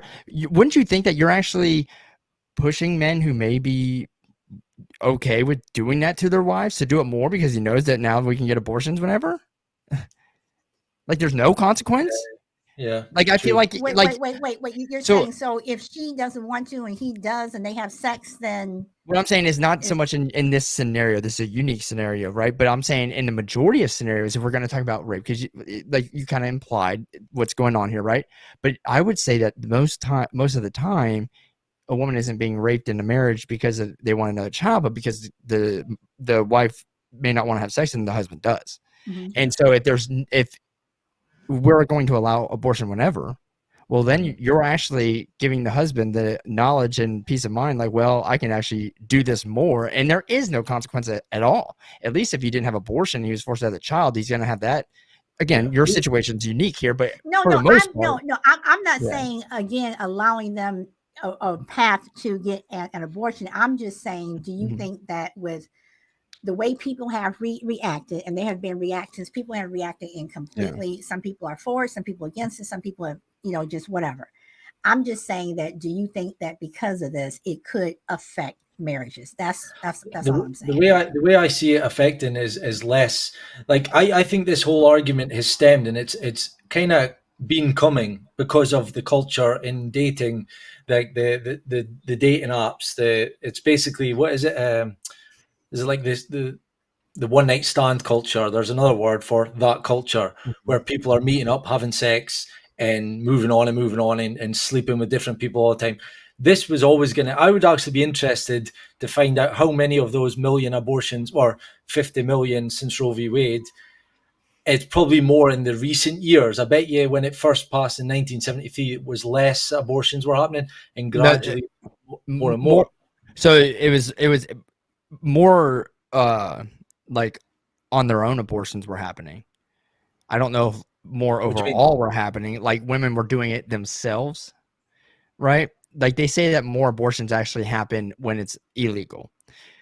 I need to look at the data. I know now Romania has there's a book, Freakonomics, I've talked about it quite often. They have a study in there about what happened in Romania when the dictator made abortion completely illegal and all contraceptive completely legal. And the children, after 18 years later, those same kids that were born that wouldn't have been born overthrew his ass. But they had a lot of problems, and so there's certain data out there that shows like, well, more abortions occur before banning it than afterwards. That must It's be the same thing with prohibition kind of deal, Yeah. right? I don't know the statistics here in the United States. Supposedly, I think that abortion is allowed in communist societies for different reasons. But if you go back and look at Stalin made it completely legal because apparently women were going and doing it on their own, and they're having health issues with it. So he just said, screw it, we're making it legal. I don't think that was the reason. I think there's more to that with the whole communist society if you read about communism. But I'm not saying they didn't have that issue either. But, don't you think though that we're going to have more back alley? Well, that's what I was getting at. Yeah, like on their own. Yeah. I don't know. And I also think a lot of these clinics that are closing down, do you think that these doctors and maybe some of the nurses are going to have their own little back, behind the scenes, they will, whatever, and they are going to make money, and you're also going to have more women putting themselves at risk that cannot afford to go to some of these doctors or go to another state. I see it happening. They're going to have the coat hanger, whatever, sitting in the tub, and they are going to do it. This is the contradiction in my whole stance, right? This is what I think is the best argument against how I feel. As much as people want to argue about the philosophy and when it was a child, whatever, I don't care about that. This is, if you want to argue the numbers on what actually happened prior, I think this is the best contradiction on, well, does it work? I don't know. I mean, the numbers may say otherwise, but I also focus on, well, we need to change culturally, okay, and start implementing certain values in our children and stuff to change. Well, why are they getting to the point they need to have a back alley abortion, right? When you brought up marriage, I think that's a great one because that's something I talk about often. Do I think that this will affect marriage? I don't think it will, because we're not changing anything else, right? We're not changing so far. Well, and I say change something, I'm not talking about laws. I'm talking about values. I'm talking about okay. Well, like, for one, We're not changing that. We're not doing things that will actually incentivize marriage. So, like, one thing I said, okay, if I'm going to be pro-life, and I think that we should, not allow abortion unless it's for these certain exceptions that I have. Well, we should also do things like, I think you should get double the child tax credit amount in your taxes if you're married than a single person does. And that sounds backwards on how we do it. They denied the child tax credit. Well, no. The child tax credit, okay, was given to everyone. And it was, first of all, fully deductible, refundable. So people who weren't paying taxes at all were getting a child tax credit from the money that I paid my fucking taxes out of. And that's redistribution of wealth. That's not what I'm saying. I didn't get a child tax credit. Well, I'm not saying you did. I'm telling you that people did get a child tax credit. When you add up the increase in the child tax credit amount to a single mom who is on welfare, okay, who has 6 kids, she got a full fucking year salary based off the child tax credit for not having a job, having welfare benefits, and just, getting it from my money, and that's not fair. And so what I'm saying is, obviously you get to a certain point, because I don't think you should get anything back more than what you paid. You should just break even at zero. But let's say people who are working, because you're incentivizing them to work at this point, but you go, and then all of a sudden, like if a couple is making $100,000 a year, which is not unheard of, it's very common. They're married, give them double the amount of a tax credit, allow them to pay less in taxes. That way they can retain more of their earnings to help fund that child. Here's the other thing. Okay, how are we going to take care of a child for preschool stuff? Because that's expensive, right? You don't do it by making me, who has no fucking children, or someone who doesn't want to ever have children, subsidize it through their taxes. You do it by allowing the parent to opt out of Social Security funding and get the 6.2% of their employer's half that the employer's funding on their behalf, and the 6.2% that they're putting in out of their own check, okay? You allow them to reallocate that from Social Security, and for the first, let's say, 5 years of the child's life, use that 12.4% of their salary to pay for their child care. That's how you do it. But you know why that's never going to happen? Because people think Social Security is the end all be all, and it's not. It's not going to happen because it makes sense. It is not going to happen because it makes sense. And I have to say, when I was growing up and I would babysit someone, I got 50 cents an hour. 50 cents. I'm looking like I got ripped off because these people are making all this money. And then inflation. When my son, he was in daycare a very, very short time, very, very short time, because I pulled him out, but I was able, I've always been able to stay home, work from home, whatever. I've always worked, and when I was working and he was in daycare, it was expensive as hell. Yeah. So I get where some of the, especially if you're a single parent, it's expensive. It is expensive. I only had one. It's expensive to raise a child. It is extremely expensive. So I don't know. I mean, it's a tough thing. Like, okay, a lot of people don't like my suggestion. Like, why would I incentivize a married couple making more money more than I would a single person maybe making less, right? Why would I do that? Well, because the same concept, I guess, of, well, why would you, let's say, I'm going to go back to the firearms. Why would you put firearm legislation in place that affects legal, law-abiding people more so, and the majority of people owning firearms aren't going to break the law? Well, hold on, but you're doing it because you think whatever that it will cut down on what you believe is the problem, which, let's say, these mass shootings. You think that it will cut down on the few people doing these crazy mass shootings, but the laws affect everybody, right? Right. And so, but the difference is that I'm actually doing something that I think we can all agree on, that having a 2-parent household is better for children, and this is based off of overwhelming statistics. Okay, it's better for children than a single parent household. And that's not to say that children with single parents can't be well off, but why wouldn't we incentivize people for doing the right thing? Okay. But the problem, but the problem that I have with that is that's a different show. All single parents who have children are not necessarily single parents that were never married. There are some single parents out there Right. who are single because maybe a spouse died, whatever. Absolutely. Everyone. Different. So having, but when you put it like that, if you're going to incentivize the married people, well, what about me? And my husband died 10 years ago because he was, You would do that too. So you would have, so how would you would put that into it, right? You would have different things. If it's someone who's just single, right? They're not a widow, and they're living by themselves. Let's just say you would give him, let's say, whatever the current tax deduction is or tax credit is. Let's say $2,000, whatever it is. I don't know what the number. It's like 3,000 more, whatever that is. You're not taking away from them. You're just they keep the same thing, right? They get whatever they get. If a married couple, they would get double that, up to the amount that they pay in taxes. Again, I don't believe in you going below zero and having a negative tax rate. Wait. So you're saying that all single parents would still get it? But yeah, not nothing would change. If you have a child and you're the guardian of that child, and you can claim that child on your taxes, you're still going to get the credit. I didn't know away. Okay. Yeah, what you're doing is you're basically saying, okay, if you're single, then the parent gets their tax credit, whatever that single individual will get, right? If you're married and you're filing your taxes together, well, theoretically, when I say double, well, each parent is able to get a tax credit for the child, right? Right. So it's like that kind of situation. It's similar to how we tax ourselves already. If I'm single, I have a certain tax rate based off of my income. And if I'm married, it doubles those income brackets, right? And that's how they run those percentages. So okay, I would get taxed at 10% for my first $10,000 in net income.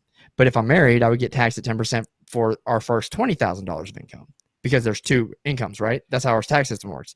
All you're doing, but right now you only get a tax credit for each child, just one tax credit. You don't get it for each parent on that child. So what I'm saying is you would incentivize them. And for lower earners, it would help them out a little bit. But again, once you get to zero, it doesn't matter anyway. But all right, as you make more money, as you work, so you're incentivizing work, you're incentivizing marriage. And then like a 2-parent household that's not married, I would say that if they are both the biological parents, and the reason I say biological parents is I actually, in the abortion numbers I saw, there is a higher chance of children being abused by a male who is not their child living with a female who is, so there's certain things I don't. Now, if they're wanting to get married, fine. When you get married, you'll be able to get the double deduction, because once you get married, and if it's not their child, you're saying I'm okay with accepting responsibility of raising this child, and marrying the mom. Like you're taking on all of the luggage and baggage that comes with the person you're marrying, right? There's a commitment there. But if you're not married, you haven't accepted that commitment fully. So if it's the biological parents and they're living together in the same household, then you give them 150% of whatever you don't double it, but you give them like 150%, so they get a little bit more, right? But they're not getting the full double for being married. There's different ways you do it. If they're widowed, right, you could do the same thing. Like, or you could treat it differently, right? You could give them the same double. I don't know how, but our tax legislation already accounts for someone who's a widow and has tax benefits for it. We already account for that stuff. And so you would treat it the same, right? But we're incentivizing people for doing something that it would theoretically be a huge benefit to society and for doing the right thing. What we consider as the right thing. That's at least my belief. It may not be yours, but. So so I have two questions here. What do you think of single women who, for whatever reason, they don't want to get married? They just don't want to get married. But they adopt a child. Should they? They would get the tax credit. Now, adoption's a different thing, because I said earlier we need to do things to try and help the adoption process out. You could put something in there. Maybe they get a little extra for the adoption, right? Maybe another tax. And I say credit because the credit takes directly off of the tax amount that you owe. It does a lot more than a deduction, right? A lot of people don't understand that. Right. So I'm giving you the big benefit of the doubt. I think there needs to be something with our adoption process that we can probably, incentivize it. Okay. But we need to make sure they're going to good families, right? Like someone asked me, well, would you be okay with, 2 married women adopting a child? And my thing was, well, I prefer a man and a woman, but I think a 2-parent household is better than one any day. I don't care. If there's an adopted child, it's better than them being in the system 100%, right? I don't care. We need to do stuff to help these children get adopted. Just like my uncommon opinion is that I think you should have to adopt an American child before you ever go look outside the United States to adopt a child. Because we have so many here that need help. Why would we help anyone else before we help our own? I think it's a huge problem in American society is we want to help everybody else before we help our own people. But that's a very uncommon belief. But, you know, as far as her, I'd have to think of ideas and numbers, but I'm definitely on board with incentivizing her in tax legislation. If it's a single dad or a single mom, if they adopt, you know, for the purpose of adopting. Yeah, why not? So let me ask this. Do either of you believe that if a woman is raped, or as we're hearing in the news about this 10-year-old who got raped, do you think that should be a reason for an abortion? I do. I think so. I would still put the emphasis on adoption. And I mean, I've listened to this guy for years now, and he did a whole hour on what that would look like obviously entering into a contract and being compensated. And I know it's a horrible thing to think about, but I don't think it's way better to do that than to obviously abort. I think we all agree on abortion is wrong and it's trauma and all that. So I would commend a woman who went through that horrible experience for going through with the pregnancy and making another couple happy or woman happy. And I think she should be compensated. So, and that's where, like I said at the start of the show, if I became president, prime minister, whatever, leader of a country, I would do all I could to get that number to zero without banning. Compensated for what? Like by whom, I guess. Sorry, not compensated for what, but compensated by whom?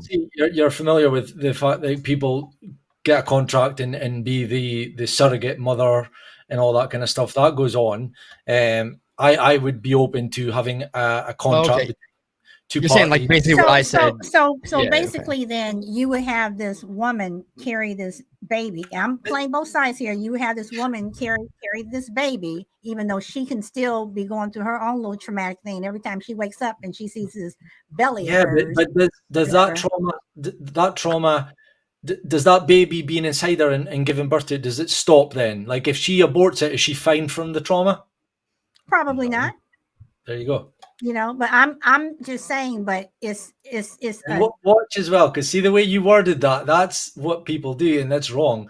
Like you just said, so would you have her? Like basically, would you tell her? Would you ban her from? Well, no, because I am saying that because you just said that you would do all you can, and that you would like for to do an adoption and a contract. So I'm saying, so it's not what I'm trying to do. I'm just going on to what you're saying. I said, that's why I said, so would you have her? Whatever. I wasn't trying to imply or trying to sneak the word in, whatever. This is what I know what you were doing. I'm just pointing that out because again, on the TikTok debates, there's a lot of these pro-choicers that are using straw man arguments and hypotheticals that are crazy. Like, but what if this happens and then this happens? Would you ban abortion? Like, it's like, well, that happens. What? That never happens. And like, it's almost, I always use the analogy. Well, actually, but it's not a hypothetical because no. Your one wasn't. No, let me finish. Your one wasn't, but there are people on these debates that will use like, but what happens if she's raped and then she's got this disease that already allows that she might die, and then she crosses the road and gets run over, but she can still have the baby. It's like all these like and then and they're doing that all the time. But what I'm saying, so the one I love is everybody does that. I love the burning building one. I love if you had a petri dish filled with these sperm and eggs or whatever in a burning building and a 4-year-old child in the burning building, which one are you going to save? And they were saying, well, obviously then you don't care about a life and you don't think it's a life. Well, no, hold on. See, they won't like my answer. My answer is no. I actually do place value on lives differently.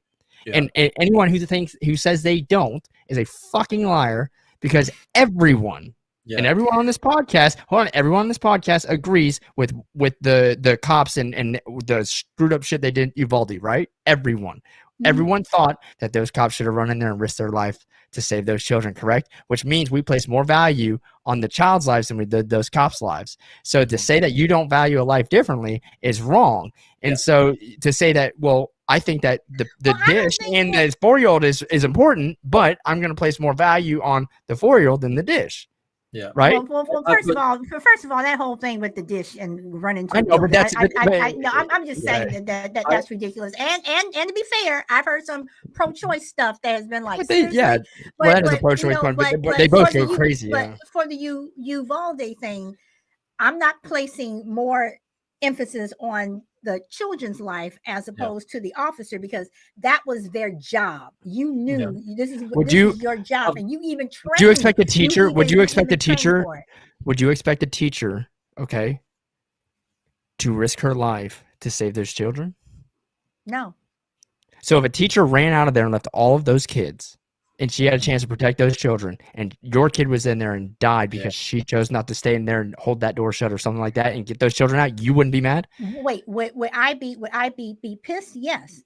But I'm saying, but should, and this goes to, so if you give a teacher a gun, do I, if you give me a gun and there's going to be a mass shooter, whatever, it's like, I'm going to leave. I'm going to take as many kids I expect you to confront the shooter. I expect you. But see, no, because I'm not trained for that, and I was hired to teach. Just because you passed a law saying I'm going to give you a gun. Voluntarily, it would be voluntary by the teacher, so she accepted that responsibility. That's what, and so if you accepted it, I would expect you to do it. Right. But you're also talking about a teacher versus a trained officer, whatever, and people freak out, whatever. But I understand what you're saying about the law officers and. I've got two. Well, let me give you this one though. Let me give you this one. Let's dumb it down to something that's not as likely, but it's something that they do every day, right? We have crosswalks at every school. A person that stands out there in the street and helps the children. Why? Well, they're out there risking their lives trying to direct traffic. Anyone could blow through that and hit them, right? How many people are on their phone? And it has happened, yes. Exactly. And so we are expecting them, okay, to do that, for very low pay, by the way. A lot of them aren't teachers, all right? We're expecting them to do that. Yeah, they're not even paid, and risk their life to protect our children's lives. It doesn't matter which way you look at it. Maybe we're not expecting them to die because it's, happens, but not always. But we are expecting them to take on a riskier role to make our children's lives less risky. Just like when you put your children in the hands of a teacher or the hands of that school, you expect the school to take care of those children.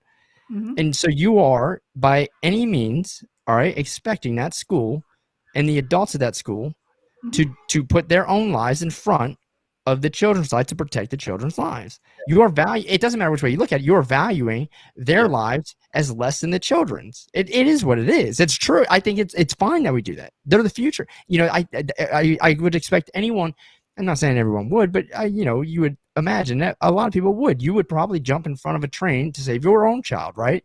So you value your own life as less than the child's life. Well, I value my life, but I would do, well, when you talk about my kid and what I would do, I would walk through fire, take bullets, whatever for him. And that's, and I'm not devaluing my life. I'm just protecting. But you're putting theirs above it.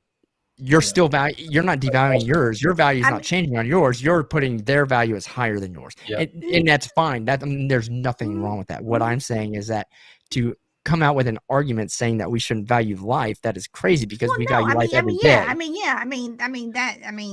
or value it differently. We value life, but value them differently.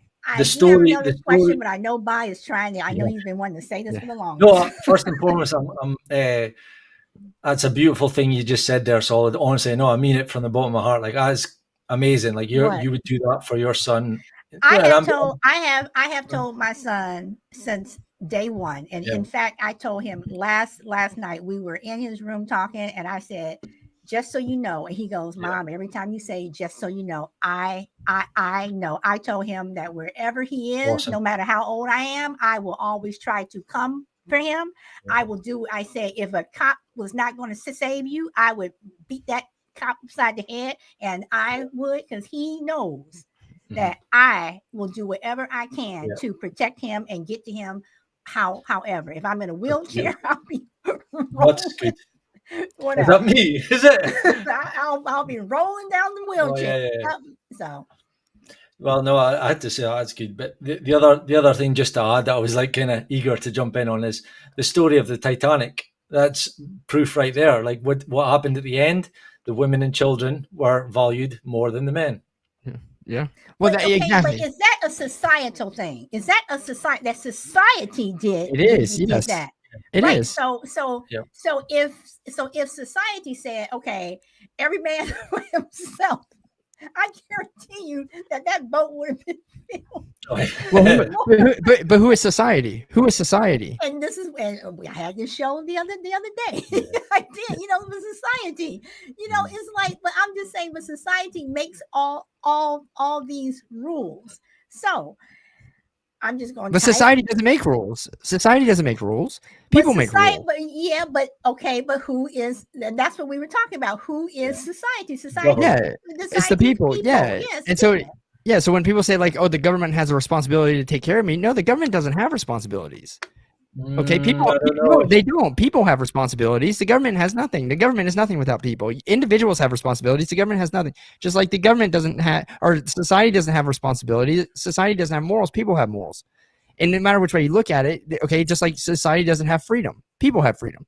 And when you think you're going to have a free society by taking freedoms away from the people, which is exactly how our politicians try to legislate, you can't have a free society with less free people, because people are society. You can't, no matter which way you look at it. Okay, the one job of the government is to keep the people safe and regulated. It is, but who's in the government? Who is the ones that make sure it's the people that we elect? 4 for 4. Yeah, the people that we elect. Okay, the individuals we elect are the ones that have to go there and have the responsibility to do their job to make sure that we are free and secure, right? That is the individual. The government as a whole, okay, would not be a government, period, without the individuals, no matter which way you look at it. So if you start restricting an individual, you actually restrict the government. So, the government has no responsibility. The society has no responsibility. People have responsibility. And that's why with this whole abortion debate, right? Well, society be bad for society. Fuck society. Is it bad for the people? Because if you do things that, okay, let's take everybody's gun away, an individual's gun away, right, to benefit society. Well, you're actually taking away society's ability to own a firearm, because you're taking all the individual's guns away in an attempt to try and protect society. You're not protecting anyone. I just love to know what Bob wants to push back on that, because I know he's in this government. That's why I'm over here smiling. So I know you want to push back on that, Bob, because the monarchy. We did a show.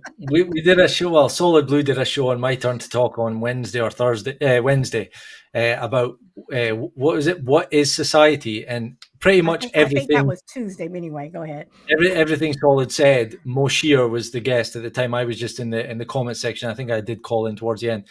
But everything Solid said, and I don't know if you meant to, you were just playing devil's advocate, but everything Solid said, Moshier would say, no, that's the government. No, that's the government. And I agreed with him 100%. And so my thing was, it was more people, but I was trying to play both sides, because I was pushing him, whatever. But I'm sorry, society. That's why I kept saying, who is society? I don't think we have society anymore. Even like the Titanic analogy, that's being eroded away. All the societal stuff is being eroded away to where now. Okay, society is just different. Society is still society. The definition of a society is just people living in a common area and a common culture, right? That's all it is. It doesn't matter what the culture is. Okay, but back in the day, society had more of a say. Like they like met in pubs or met at the town hall and spoke about what was going on in there. The people had more of a say. So okay, so Michael, no, he said that the people had more of a say, because society. You think about this. Yeah, because if the people didn't show up to the pub, the individuals didn't show up to the pub, okay? Then society didn't say shit. All right? It's as simple as that, right? So if one less person, let's say you had 10 people show up to the pub, that's your society, right? And all 10 were able to show up. Well, let's say you didn't allow one of them to show up to the pub. Well, society had less of a say, correct? because only 9 people had something to say and 1 didn't. Yeah. I would say Okay. so. I mean, but you would say, well, society had something to say. Well, yeah, but as you start taking individuals away from that, society grows smaller and smaller. Society is now outside and never had any say, and only a few had say. So the individuals have say. Society is just the individuals. So Michael, then let me ask this, and I also want your answer. So would you? I'm sorry, Scooter just makes me laugh all the time. So Michael, would you say that Roe versus Wade? I'm just using this because we're talking about abortion. Roe versus Wade, was that the government or was it society who made the determination that Roe versus Wade should be overturned? The people made that determination because the people voted for the elected representatives, okay, and the individuals that went in and initially went in, whoever put the people in the Supreme Court that made that ruling. Okay. Regardless of how you look at it. Okay, but so you can say the government, when I say the government and I start blaming the government for regulations, it goes back to the people that we voted in made stupid regulations, but we use the government to generalize, right? Because it is from a government entity. So you can use it in certain terms, but to say that, well, society, the government is responsible for my health, the government has no responsibility, period. The individuals have responsibility, okay? The people you elect have responsibility, and you yourself has responsibility, but the government as a whole has no responsibility. I'm actually agreeing with Michael Key. So, Bob, I'm asking you the same question. Do you think that it's society, or do you think it was the government that overturned Roe versus Wade? I'm starting to think that Michael, and forgive me if I'm getting you wrong, but it sounds like you're doing wordplay. You're basically breaking it down to say that individuals make up a society, and like basically individuals make up a government. And I get that point, but the point I'm making is I believe society, local society, or like for instance, when we do Solid Show, My Turn to Talk, a lot of our shows talk about things that are societal, yet every time I believe it's not society, because society to me is what's going on in my near vicinity. Like I don't know what the next person in the street believes. So society now in 2022, and probably for the last 20 years, has been probably Facebook. That's the most nearest society that we've had, is the people around us on Facebook, our friends, our family, and people that we know in our town and city. That's probably the most influence. And that does nothing. This is why I often say, like I said it on this show, who's saying that? Because do I really care what the guy across the road writes on his Facebook? He doesn't like that people people spray their hair pink. I don't care. Like, people should stop caring about that part. So what I'm saying is, what doesn't do anything is people writing on Facebook. What does do things is government putting articles out there, like you've just mentioned, about a 10-year-old being raped. That's cherry picking. The government have cherry picked stories, and I'm not saying it's right or wrong. Well, it is wrong, because they're influencing this society, which is Facebook, in my opinion, to change their mind on different things. Well, no, but I'm not cherry picking. I'm just saying a 10-year-old girl got raped. I think that's horrible. I mean, but actually, so Bob, think about this: the government, okay, is cherry picking, but why would the government cherry pick? Because the individuals in the government have an incentive to cherry pick. So it's the individuals. It's the individuals. It's not the government doing it. The government would not cherry pick if those individuals weren't cherry picking, right? It's not that the government. And so what I'm saying is that it still comes down to, and the reason I'm saying this, you need to go listen to Milton Friedman. You would really like him, Bob. But when you think about it like this, okay, if you're going to support a free market, free enterprise society, okay, and a free society, and I think this is where, I think Lisa doesn't fall in this category at all. Even though she's left, she's like a true liberal. She's not one of these fucking crazy communist, socialist people, okay? Well, but when a communist starts talking about we need to do what's best for the community is nothing, right? Who is the community? The community is me. The community is you, right? And so they say, well, it's so selfish for me to want to make money and support my own self. It's the least selfish thing we can do in society is have people worry about themselves, okay, and not expect other people to take care of them. Yeah. It's so much more selfish if I'm expecting, okay, the government, who is the government? It is me. It is society is the government. The people are the government to take care of me. The government owes me nothing. All right. Now I owe my country something for putting me in a position where maybe I can be free and exercise my own rights. Okay, that's a whole different conversation.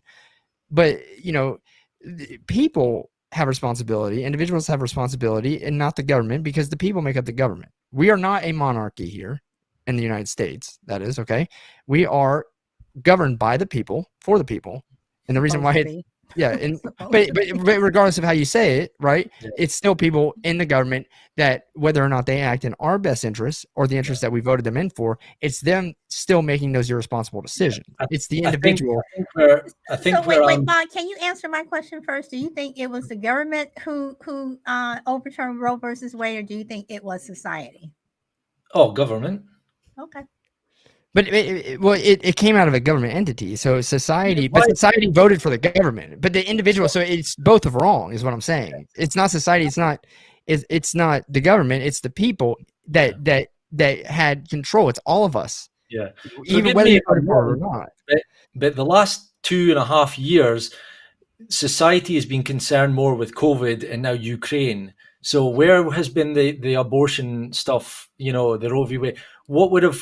Why would it have been society? Like, if they've been talking in America about we need to do something. They've been talking about Roe. They've been talking about Roe. That's the one thing that separates the Republicans and Democrats consistently. They've been talking about Roe for years. It hasn't just been. It's been for Congress, years and years. Like the individuals. No, I'm talking about it's been talked about. It's been in every administration, every debate, every presidential debate in my lifetime. It has always been. Trump said he was going to have it overturned. Like, this is well known. Like, the reason no, this has been a long time coming here. Like, so, I didn't think it's not something new, but they've been talking about it for years and years. So but I mean, look, individuals, it comes down to you. You should be able to participate in a free market. This goes back to the last time we talked, when I talked about like black businesses, and how if you just let things be, okay, the market itself would take out a lot of the racism. Yeah. And I explained that whole thing about people having the freedom to choose and participate in a market freely and buying and purchasing goods and services from the people that they think are going to act in their best interest or don't, align more with their ideology. That's how it should be, because society would do that, right? Like, the market is a society. It's just a makeup of individuals and their opinions. Okay. So like the stock market going up, when they say, well, it's not an indicator of the economy, well, kind of is. If the stock market's going up 100 days in a row, obviously the, individuals participating are very bullish on where things are going in the economy. And that's how it should be. Right. So, but the market itself doesn't have a responsibility to anybody. Only the people that are participating in the market have responsibilities. Okay. Are you done with your line of questioning, Solid? I just have to say that I have thoroughly liked and enjoyed this conversation, and I cannot believe it actually came out of my mouth that I actually said that I agree with Michael Key. Yeah. But no, I mean, it's again, abortion to me, no matter what kind of laws you put in there, will always be here. Someone will always find a way, whatever to do it. So the last point I did want to touch on, but I think we will revisit this one again. But what would you say to a lot of these debates on TikTok again, or debates in general? They're excluding not white. I wouldn't take the race out of it, but like men don't get a say in abortion. And the reason I think men do get a say in abortion, because men are mainly the ones that are making the laws. Yeah, no, but they're obviously saying they shouldn't get a say. Like, what would you say to that? That they should not?